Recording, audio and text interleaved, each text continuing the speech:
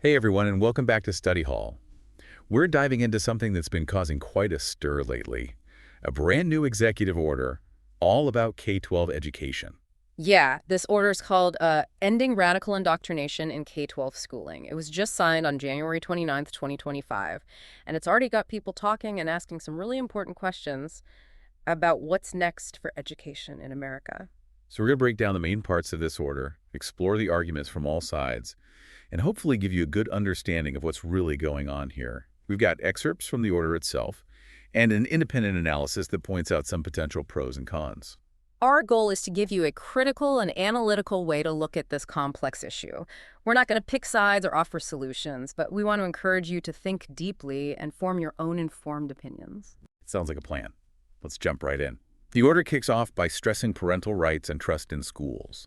But then it quickly jumps into concerns about indoctrination and radical anti-American ideologies, and that's where things start to get really interesting. What exactly does this order even mean by these terms? Well, the order doesn't really give a clear definition of radical indoctrination, Yeah. which is already causing some confusion and concern. But it does say that some ideologies are being taught in schools without any critical examination, and that this is leading to division and distrust. Okay, and it specifically calls out issues like teaching about systemic racism, Hmm. gender identity, and white privilege. Right. It even mentions things like surgical and chemical mutilation and social transition when it talks about gender identity, and frames them as harmful things that are being pushed on kids. It's definitely clear that this order wants to make a big change in how these sensitive topics are dealt with in schools. It wants to steer education away from what it considers divisive concepts. To figure out how it plans to do that, we need to look at Section 2, where it defines some key terms. Exactly. The order defines discriminatory equity ideology as treating people as members of groups instead of as individuals. And it gives several examples. Like, for instance, it suggests that teaching about systemic racism is automatically discriminatory because it assigns traits to individuals based solely on their race. So it sounds like the order is pushing back against any curriculum that says someone is inherently racist or oppressive just because of their race, or that people should be discriminated against to achieve diversity. It seems to be saying that equity initiatives are inherently discriminatory. What about patriotic education? How does it define that? It defines patriotic education as presenting American history in a way that is accurate, honest, unifying, inspiring, and ennobling. It calls for a focus on the basic principles that the U.S. was founded on and how the country has moved closer to those ideals over time. Interesting. So it's not just about teaching history, but teaching a specific interpretation of history, one that emphasizes unity inspiration and a positive journey toward achieving those founding principles. It kind of makes you wonder whose interpretation of history gets to be the dominant one. That's a question a lot of critics are asking. They're worried that this definition could lead to a biased and maybe even inaccurate portrayal of history, Yeah. one that glosses over the complexities and the injustices of the past. Right, like maybe downplaying or leaving out the not-so-great parts of American history, like slavery, Jim Crow, or how Native Americans were treated. It makes you think, how can you have an honest and accurate view of history if you're only allowed to focus on the positive? That's exactly the debate this order is stirring up. Is it really about promoting patriotism, or is it about promoting a certain ideological view of American history? Good question.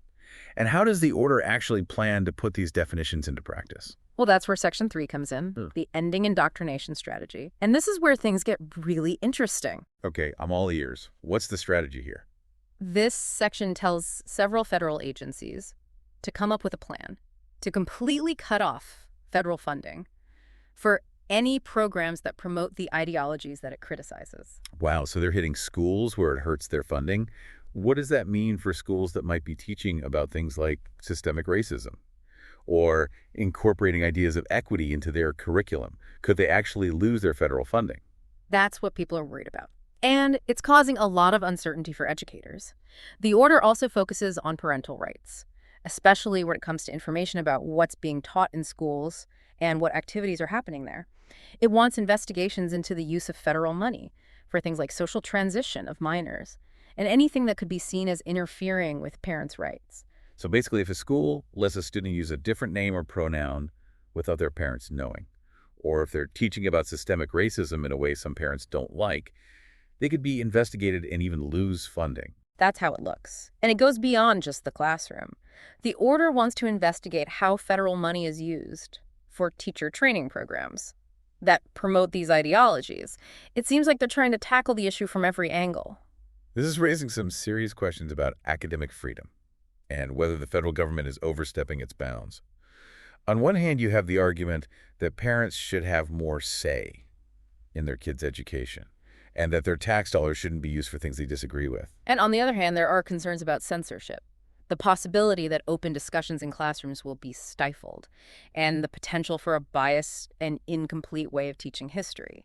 It's a complicated issue with valid points on both sides. And we're really just scratching the surface here. There's so much more to unpack in this executive order.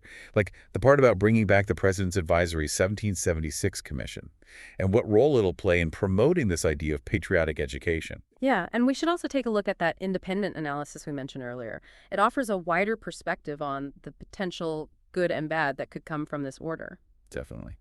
So stick with us as we keep diving deep into this controversial executive order and explore what it could mean for students, teachers, and the future of education in America. Welcome back to Study Hall. Before the break, we were talking about how this executive order could affect funding for schools and teacher training programs. Let's dig a little deeper into that. Yeah, this seems like a really important point. The order specifically targets federal funding, which makes you wonder how much power does the federal government really have to tell schools what to do in their classrooms? That's a complicated question. Education is mainly handled by states and local communities, but the federal government does have some influence through funding, especially for programs that focus on specific needs, like special education or schools in low-income areas. So by saying they might take away funding, the federal government could pressure schools to follow the rules in this order. Exactly. And that's where people start to worry about the federal government overstepping its boundaries. Critics say this order could be used to force a specific ideological agenda on schools, even in states where those views aren't popular. So imagine a state where a lot of people support teaching about systemic racism or including equity ideas in the curriculum. This order could make those schools change their approach, even if it goes against what the local community wants. That's the concern. And it's not just about specific topics either. The order uses vague language about radical indoctrination, which could be used to target lots of different teaching practices.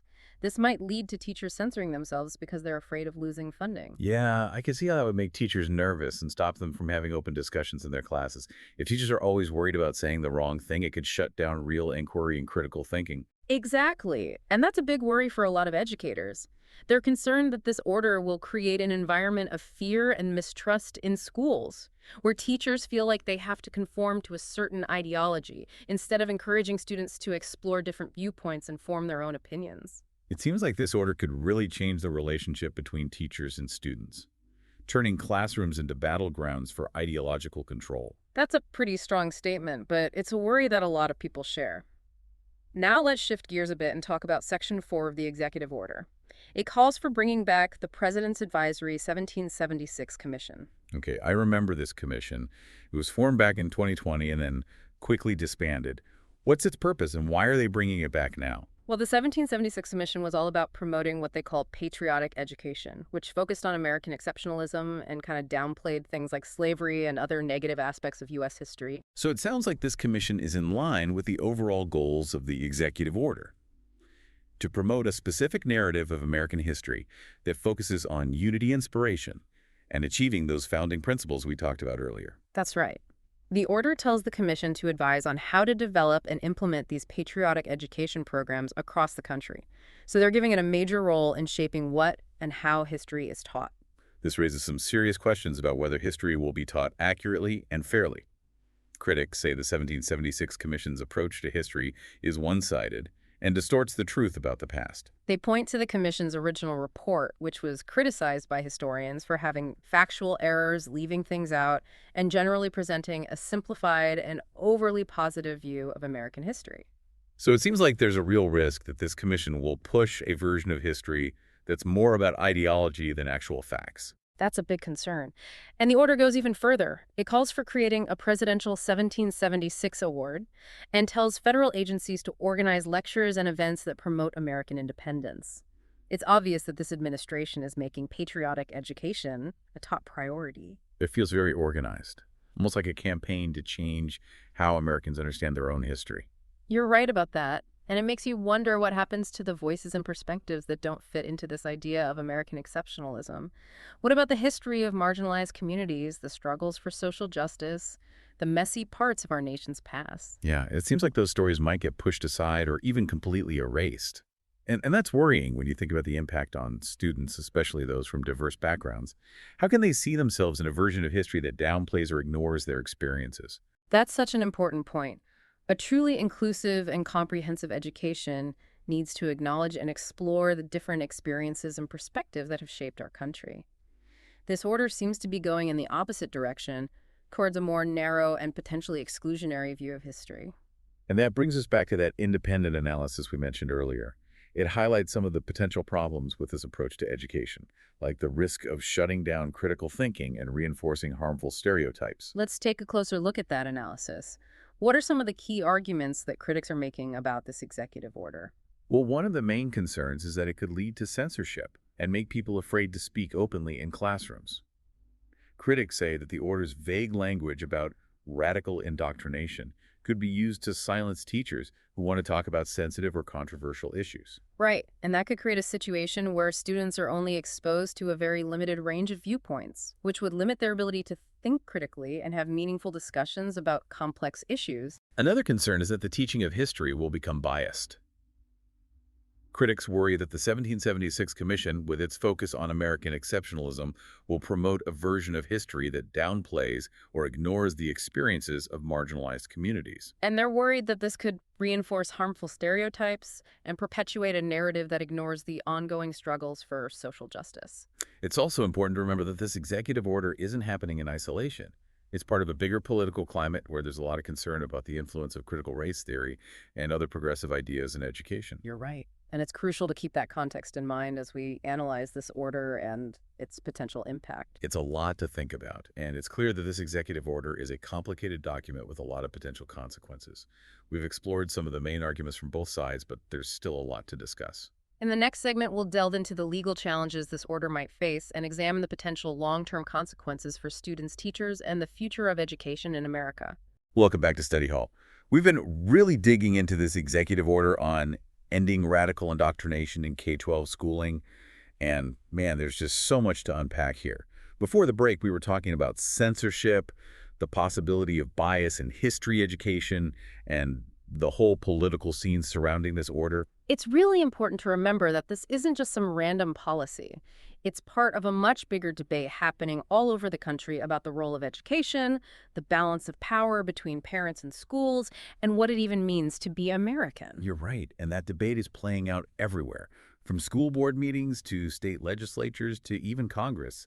This executive order is just one piece of the puzzle, but it's a piece that could really change the future of education. Absolutely. And one of the main areas where we might see that impact is in the courts. This order brings up some legal questions that are probably going to be challenged in the next few years. Okay, let's talk about those legal challenges. What are some of the issues that could end up in court? Well, one concern is the First Amendment, especially the right to free speech. Critics argue that this order could be used to shut down different viewpoints in classrooms, basically silencing teachers and students who don't agree with the government's narrative. So let's say a teacher wants to talk about something like systemic racism, or challenge the traditional way American history is taught. Could they be punished or even fired for doing that? That's what people are afraid of, and it's not just about teachers either. Students have First Amendment rights too, and this order could be seen as violating their right to get a comprehensive and balanced education. It makes you wonder who gets to decide what's okay for students to learn. Should it be the government, or should it be educators, parents, and the students themselves? That's a really fundamental question at the heart of this whole debate, and it's a question that the courts are probably going to have to deal with as these legal challenges to the order come up. Another potential legal challenge is the idea of federal overreach. We talked earlier about how education is mostly a state and local responsibility. This order could be seen as the federal government trying to take over that authority. Right. Critics are saying that the federal government is going beyond its constitutional limits by telling schools what they can and can't teach. They see this as a violation of federalism, which is the idea that power is divided between the national and state governments. So we could see a legal fight between the federal government and states that don't want this interference in their education systems. It's definitely possible. And the result of that fight could have a huge impact on the balance of power between the federal government and the states, not just in education, but in other areas too. This is getting pretty serious, but it's important stuff. We're talking about the very foundation of our democracy and how education shapes our future. I agree. It's so important to have these conversations, to look at things from different angles, and to really think about what kind of society we want to build. All right, so we've got potential First Amendment violations, federal overreach, and a ton of legal uncertainty surrounding this executive order. But let's step back for a second and think about the bigger picture. What could the long-term consequences of this order be for students, teachers, and the future of education in America? That's the big question, and it's tough to give a definite answer. But we can look at the possible implications based on what we know about the order and what's been happening in education policy lately. Let's start with the students. Mm. How could this order change their learning experience? One possibility is that the curriculum will become narrower, especially in subjects like history and social studies. If teachers are scared to talk about sensitive topics or present different viewpoints, students might only get a limited and potentially biased education. Yeah, we talked about that earlier, the idea of a patriotic education Yeah. that focuses on American exceptionalism and doesn't really address the complexities and injustices of the past. If that becomes the main story, students might not get a truly accurate understanding of history. And that could affect their critical thinking skills and their ability to participate in civic life. If they're not exposed to different viewpoints and encouraged to question things, they might not be as prepared to deal with the complicated world they're going to inherit. It also makes you worry about equity and inclusion. If the curriculum focuses mostly on the experiences of the dominant group, students from marginalized communities might feel like their stories are being ignored or that they don't matter. That's a legitimate concern. A truly inclusive education should reflect the diversity of our country and make sure that all students feel seen and valued. This order, with its focus on one particular version of history, seems to be going against that. What about the impact on teachers? We talked about censorship and how it might make them afraid to have open discussions, but how could this order affect their morale and their ability to actually do their jobs well? It's likely to create a climate of fear and uncertainty, especially for teachers who are passionate about teaching sensitive topics or challenging the traditional way things are taught. They might feel pressured to censor themselves or to go along with the government's viewpoint, even if it goes against their own professional judgment. That doesn't sound like a good environment for a strong and innovative education system. If teachers are always worried about getting in trouble for saying the wrong thing, it could stifle their creativity and make them less likely to try new things in the classroom. I agree. And that could lead to a decline in the overall quality of education. If talented and dedicated teachers start leaving the profession because they feel stifled and unsupported, it will ultimately hurt the students. So the potential consequences of this order are really widespread. We're talking about censorship bias, a narrower curriculum, a drop in the quality of education, and a chilling effect on open discussions and critical thinking. It's definitely a lot to be concerned about. You're right. And we have to remember that these are just potential consequences. The actual impact will depend on how the order is put into practice, how it's challenged in court, and how educators, parents, and communities across the country react to it. You're right, there's still a lot we don't know about how this will all unfold. But one thing's for sure, this executive order is starting a really important conversation about the future of education in America. And it's a conversation that we all need to be a part of, whether you're a parent, a teacher, a student, or just someone who cares about education. It's important to be involved in these discussions, learn about the issues, and speak up for the kind of education you believe in. As we wrap up this deep dive, we want to leave you with a few things to think about. How do you define patriotic education? What should it look like in real life? How can we balance the rights of parents with the need for a comprehensive and inclusive education? And how can we make sure that education is still a way for people to develop critical thinking skills and become informed citizens instead of being a tool for indoctrination? These are tough questions, but they're questions we have to address as we figure out how to navigate this changing educational landscape. We encourage you to keep exploring these questions, to have respectful conversations with others, and to stand up for the kind of education you believe in. Because in the end, the future of education is in our hands. Thanks for joining us as we explored this complex and timely issue. We hope you found it informative, engaging, and helpful. Remember, knowledge is power. The more we understand these crucial issues, the better prepared we'll be to create a future where education truly benefits all students and our society as a whole. This is Study Hall signing off.